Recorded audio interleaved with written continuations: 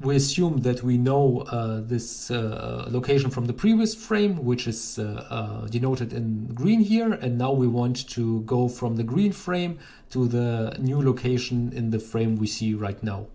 And for this we want to take advantage of this clear edges our markers have. And this leads us to the edge tracking algorithm, which was introduced by Harris. It's the same guy who was responsible for the Harris corner algorithm. And the edge tracking algorithm works as follows. If we know the edges in the previous frame, then we look orthogonal to the edges to find the locations in the new frame. So let's say we start here and then we walk a line along the blue line and look where we find the edge in the image gradient. And in this case, it would be here. And we do not do this only at one location, but at several locations. You might think, okay, this looks much more complicated than the image before because we have all these orthogonal lines, and now we have to walk the lines and look for the edge. However, this is actually fairly simple. And for this, let's take a different view on this same situation, like this. Here, we simply took all pixels covered by a line and drawn them horizontally, and then we took the pixels from the next line. So this is all the lines stacked together over here. And in this view, the green border is in the center of the line. So this is just a different view on these lines. And over here, you can see all the lines from this lower corner of the marker, and over here you see all the lines from the upper corner of the marker. So the lines are oriented always from inside to outside. And in this view over here, it's much simpler to find the edge, because now we only have to walk left or right until the gradient is strong enough for ours. The important thing is that we choose the closest location to the center and not any location, because over here, for instance, we have the inner part of the marker here, but we want to pick this the outer contour. And on this slide, we see the locations we actually chose in yellow.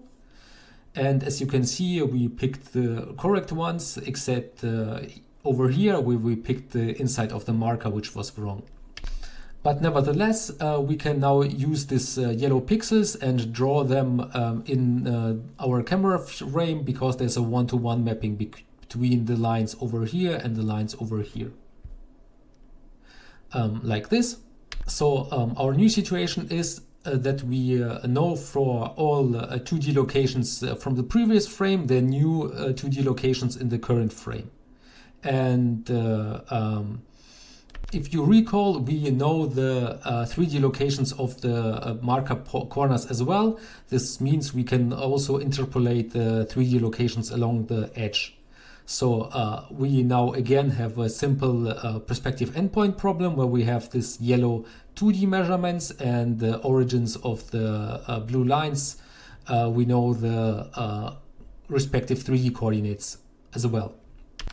However, this is a slightly more specialized setting. We have an outlier over here, so let's take a look at the PnP problem in more detail.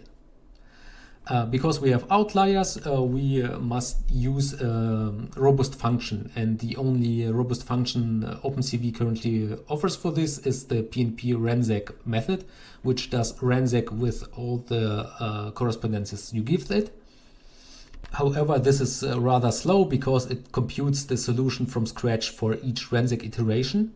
A better solution is the solve_PnP refine method, which uses a starting solution which you give it, and in the tracking scenario we know a starting solution, and then it only tries to refine it. However, this method is not robust because it's using the L2 norm internally, which gives a high importance to outliers. instead one should use a more robust norm like the Huber function. However, it is not implemented in OpenCV yet. So probably you have to go with a slower Renzik method. Okay, so let's say we apply this Renzik method. How does our improved pose look like?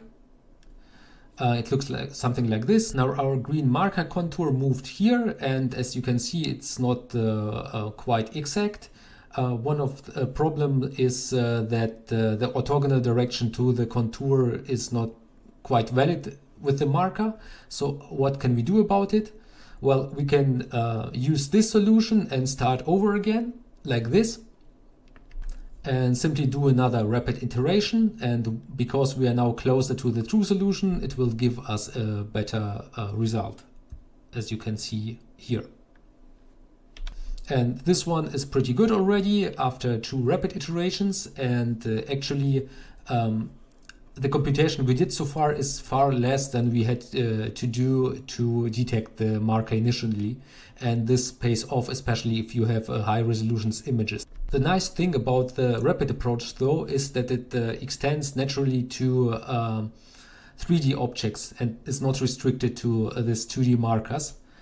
So let's zoom out a little bit and take a look at the car, which we want to track similarly to the marker. In green, this is like the position it had in the last frame, and as you can see, it's not quite exact. And on the right hand, you again see all the search lines stacked together in the search bundle. This is what this view actually is called.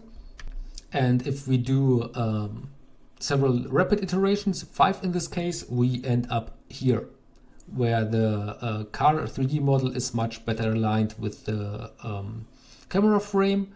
And you can see this on in the search bundle, because the car silhouette is now aligned with the center in the search bundle. So you have this red car regions on the left most of the time, except for the wheels. There the search lines seem to be oriented in the wrong way, but let's ignore this for a second.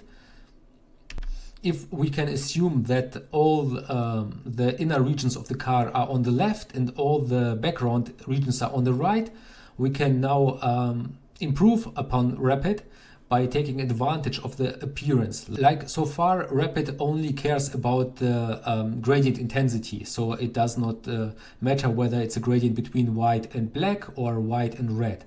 However, if we can assume that the car is red, we can also consider this when searching for the gradient. So we would discard this one here and always search for the red in the search bundle.